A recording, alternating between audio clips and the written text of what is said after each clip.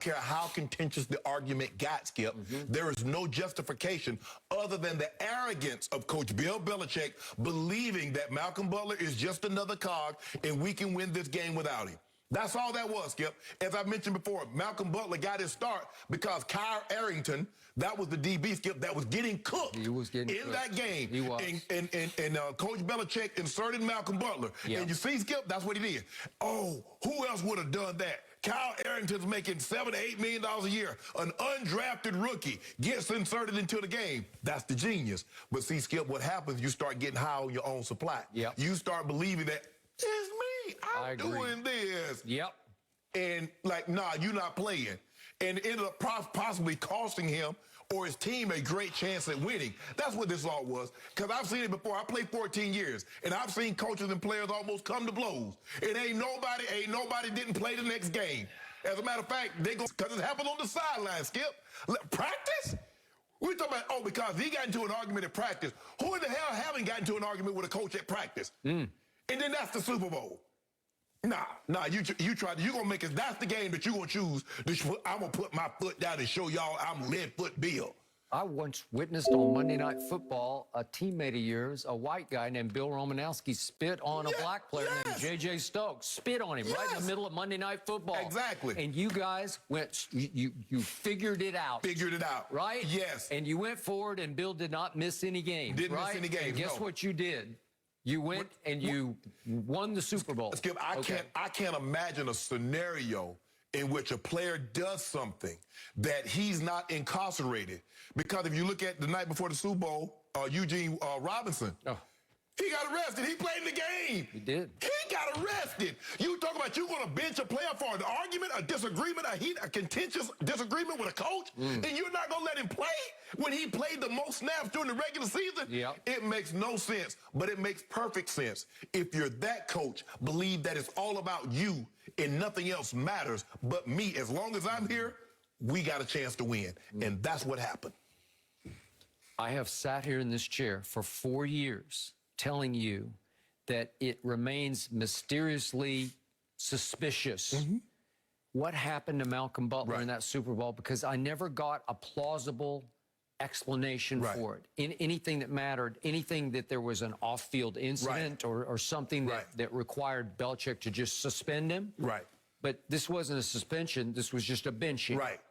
And again, Matt Patricia went on to Detroit, failed, has returned. One of, as you point out, 2 assistants who was allowed to come back because he is very close with Belichick. He was his right-hand man. And Cam mentioned Patricia was in the office with Coach Belichick when they released him. I missed that one, but that's a good one.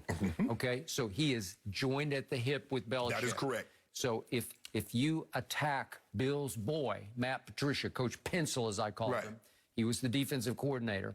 If you get into it with him, I don't know what words were used. There's probably some curse words used.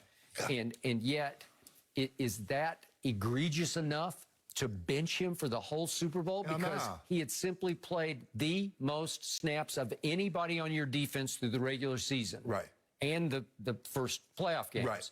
And then all of a sudden, you don't explain to the team. You just suddenly don't play him. And they had the backup corner whose name just escaped me, but they acquired him. Eric Rowe, thank you very much. But they'd acquired him from the Eagles. So this is classic Bill trying to polish his genius, saying, guess what? I won't play my best DB, the one who played the most.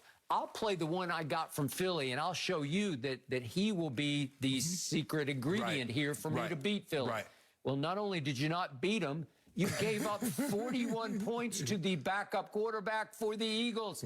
Nick Foles became Super Bowl MVP. Where is he now? He's struggling in Chicago as the third-string quarterback, right? Look, I'm for discipline. But the Super Bowl ain't the time for discipline. Now, you come back next year, you know, hey, I'm going to have to fine you $5,500, $7,500. But your boy played in this game.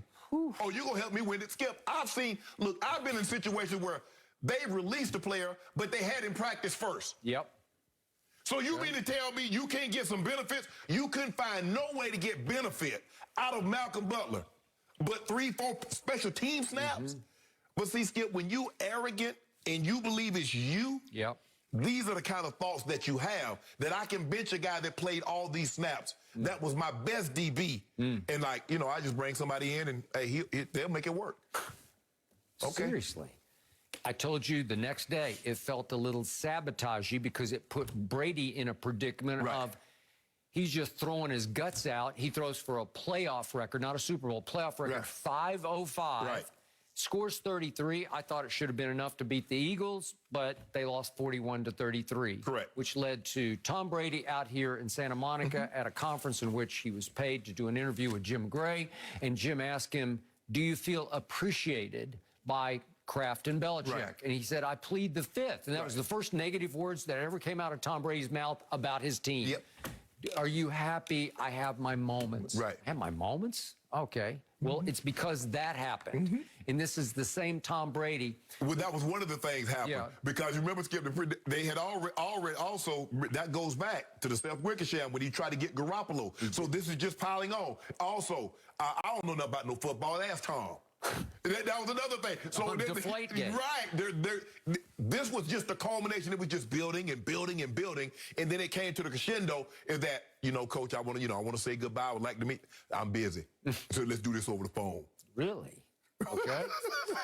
Boy, that Coach Belichick low down. Boy, Coach Belichick low down. Ooh, that joker low down for that one. So teammates, according to the Wickersham book, then in the post game, you know, they went ahead and had their get together. It wasn't a party; it was a get together. But teammates are asking Malcolm, "What happened?" And he said, "Well, it's because of those MFs." You know, pointing to the coaches. Well, nobody even knew it. Nobody in the locker room, whatever incident happened on the field, his teammates weren't aware of it. Or they didn't think it rose to the level of him being skipped, not playing in the game. If coaches curse me, you know, back in you curse the coach out and the coach curse you out, you're like, okay, fine, I'm still going to play, especially I'm dressed. That's not, Skip, I've never, like I said, it's not surprising, given Coach Belichick's history of he would do things like this. He's callous in his approach. He looks at players. They're not, Skip, they're employees. And no one employee is more important than the other. But it's the company. He's Jerry Krause. Organization win championship, not players. That's how he thinks. I agree. And he loves Jerry. He was close with Jerry Krause. But Jerry Krause ain't win no championships after Jordan left. We gonna see if he gonna win one without Brady. So now we have a Tom Brady who in Tampa Bay says, Antonio Brown, come on down. Love you. I know you got your legal issues. Richard Sherman, I know you got some legal issues back home. It's okay. Come on down. We need you. You're going to be a great fit here with us. And then he's got to look at Belichick, benched Malcolm Butler for some little back and forth with the coach. Really? Okay. I'm waiting on Tom's book. That's the book I want. He might should be able to let Seth Wickersham write it with him, but I want Brady's book. Because Brady going to tell that real good. You know what? I'm thinking he will. I didn't used to think so. But this new Tom